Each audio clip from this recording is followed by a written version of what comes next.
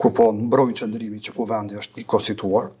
nëse konsiderohet hipotetikisht që kuvendi është i konstituar, atëherë apo i bie që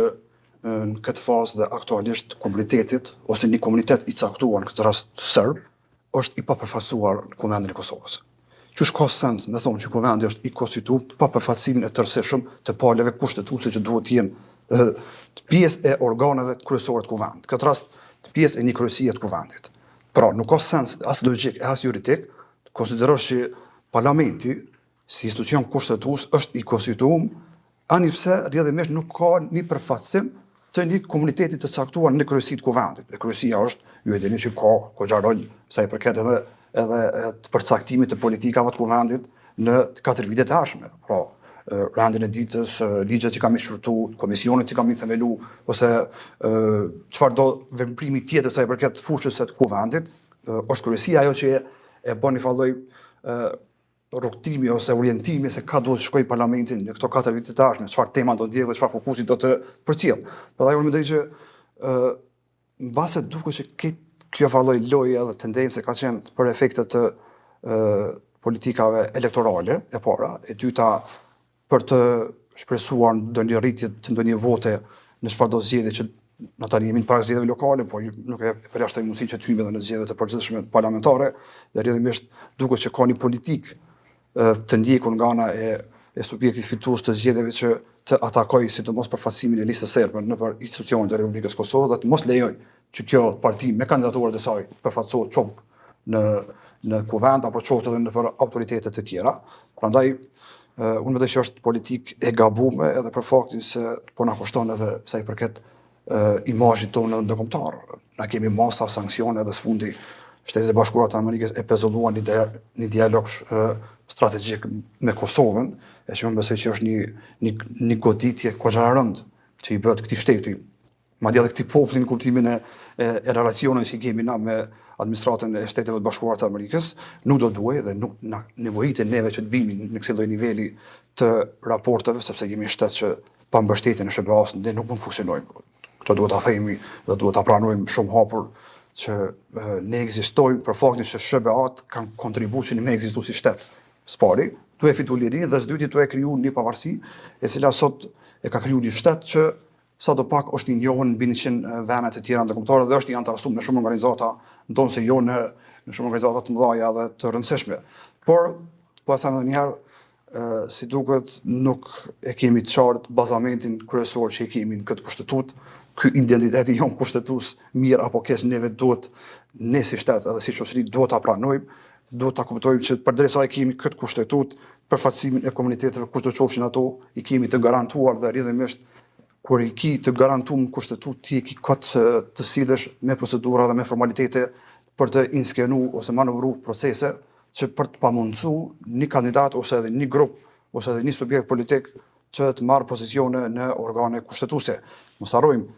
kushtetuta është e qartë edhe thotë komitetet i gëzojnë ose i kanë 10 vendet e garantuara. Hipotetikisht ata mund dalin zgjedhje, mund fitojnë jo të gjithë 10 vendet, por ti si shtet ki për detyrë 10 pozicione në kuvendin e Kosovës me mua garantu. Gjithsesi 10 ulse në kuvendin e Kosovës janë të garantuara për komunitetin serb dhe 10 ulse për komunitetet e tjera e shumicë. Prandaj me vetë faktin që pozicioni i përfaqësimit të komuniteteve në Kosovë është pozicion i garantuar, manovrimet procedurale, çfarë do qofshin ato, nuk do të kalojnë në çfarëdo gjykate e cila nesër e interpreton drejt normën kushtetuese. Prandaj këta si duket e kanë kalkuluar me atë kuptimin që le të dhezet në kuptimin e që le ta aprovojmë, nëse dhezet, nëse jo, atëherë i kthejmë edhe një herë procesit ashtu siç kemi qenë në të kaluarme. Vetëm një ose 2 çështje. Tek procedura e votimit ndarës për nënvetar, se ne po harrojmë që ajo u bë pastaj me propozim të njërit nga ish ministrat në detyrë, zotit Elber Krasniqi, që vjen nga radhat e komunitetit egjiptian. Dhe nuk deri më tani ne nuk kemi pritur që një pjesëtar i një komunitetit të propozojë diçka për të cilën ajo është në dieni që është në frymën kushtetutës që shkohet në pako dhe në funksion të një partie politike që momentalisht është shumicë, nuk është shumicë, por është partia e parë që ka dalë në zgjedhjet e fundit. Pra, edhe komunitetet e tjera do duhet që të ishin më shumë në funksion të garantimit të kushtëtutshmërisë për secilin komunitet në Republikën e Kosovës. Në ndërkohë, sepse se ka orë deri te kjo ne nuk e folëm ose folëm pak, është që lëvizja vetëndosje, partia e parë që ka dalë në zgjedhjet me pretendimin se nënkryetari i saj ka qenë i përfshirë në rastin Banjska, se Lisa Serbe ka qenë e përfshirë në rastin e terrorist në Banjska nga një grup që ka qenë i udhëhequr nga ish nënkryetari i atëhershëm zoti Radičić. Atëherë një gjë e tillë del që të jetë edhe hipokrite, sepse ne pam edhe deklarimin edhe komunikatën e prokurorisë speciale, ku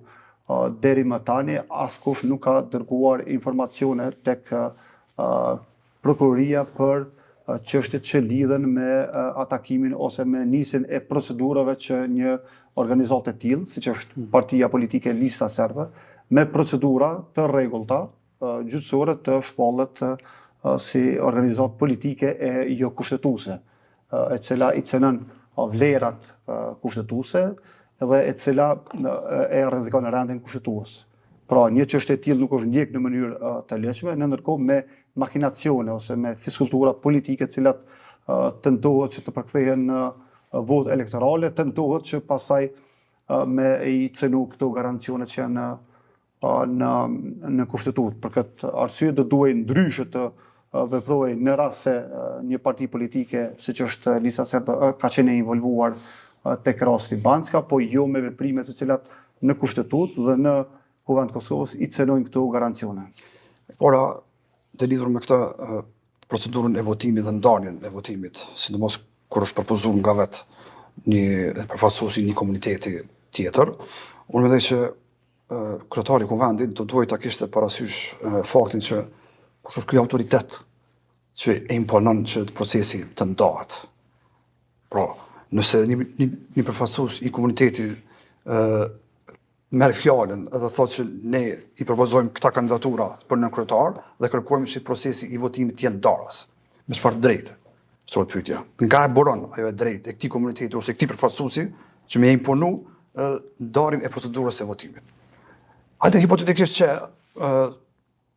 do të mendoj si një mundësi ose si një opsion, por si procedurë do duhet kryetari i kuvendit që paraprakisht i pyeste shumicën e deputetëve. A jeni që votimin e nënkryetarit ta bëjmë ndarës. Dhe të mirë një falloj ta zëm, hajde, aprovim. Kështu si paraprak të shumicës, pra të 61 deputetëve që pajtohen që ti votojmë ndarës nënkryetar, sham. Edhe pse rendi i ditës është i qartë aty. Në rendin e ditës që e ka etabluar dhe gjykata kushtetuese, askund nuk është diskutuar atje që procesi i zgjedhjes së nënkryetarit do të jetë proces i votimit ndarës. Pra, është proces siç ka qenë zakonisht edhe në seancat e parlamentit ose e konstituimit të kuvendit edhe në të kaluam.